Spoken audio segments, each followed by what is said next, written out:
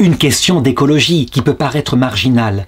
Doit-on continuer dans l'avenir de manger des animaux? Et certains se demandent si la doctrine sociale de l'Église doit s'occuper de cela.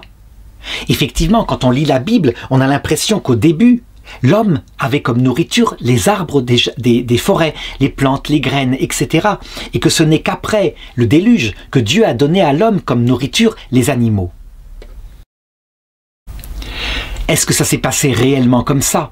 Nous savons que c'est à la science de répondre à cette question-là, que l'Église, elle n'a pas de parole, en tout cas pour le moment, elle n'en a pas donné par rapport à cela, mais elle dit, dans sa méthode de théologie, où science et foi marchent ensemble, qu'il faut regarder ce qu'en dit la paléontologie.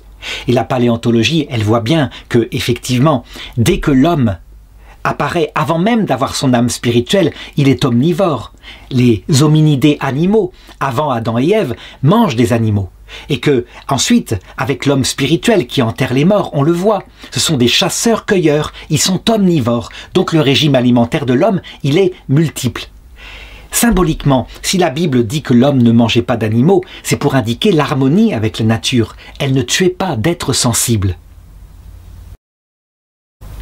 Et symboliquement, quand après le déluge, l'homme est autorisé à manger des animaux, eh bien, c'est comme la loi de Moïse, c'est en tenant compte de la dureté du cœur de l'homme. Mais ça ne s'est pas passé comme ça historiquement. L'homme est créé omnivore.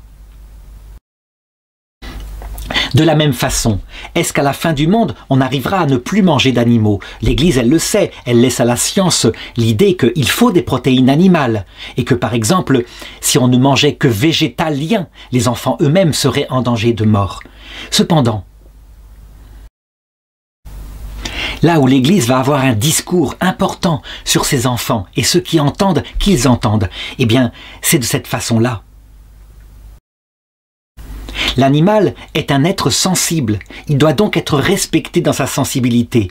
Et les élevages abominables qui, comme des camps de la mort, élèvent des animaux uniquement comme des instruments de notre nourriture, sont des choses qu'il faut modérer absolument. Il faut que des instances politiques respectent la sensibilité animale. Est-ce qu'un jour, on sera amené à ne plus manger d'animaux? Il faut être réaliste. Quand, par exemple, on croit que la nature elle-même, c'est un peu le parc de Walt Disney, on se trompe. La nature est le lieu de la prédation, la nature est sauvage. Et si on ne chasse plus les cerfs dans les forêts, alors il faudra bien remettre des loups, dont la chasse, c'est la chasse à courre. Donc une chasse abominable, selon la sensibilité des citadins. Cependant, dira l'Église, il est évident que les animaux n'aiment pas être chassés comme cela, par des loups. Et donc que dans l'autre monde, où les animaux seront présents, ils seront libérés de cet esclavage antique qu'ils vivent sur terre, et ils seront eux-mêmes en paix, n'ayant plus besoin de se nourrir. Donc dans sa doctrine sociale, concernant la nature, l'Église évidemment travaillera au respect de plus en plus fort de la sensibilité animale et peut-être un jour acceptera qu'on ne mange plus d'animaux comme cela, mais qu'on mange des protéines animales d'une autre façon, par exemple par le lait, par les œufs, par des protéines animales cultivées artificiellement.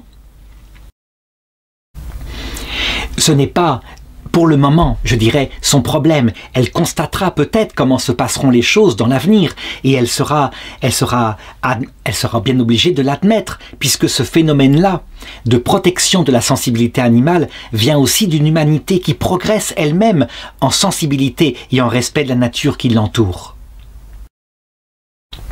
Une chose, cependant, est évidente et certaine, parce qu'on ne peut pas changer la nature des animaux sauvages.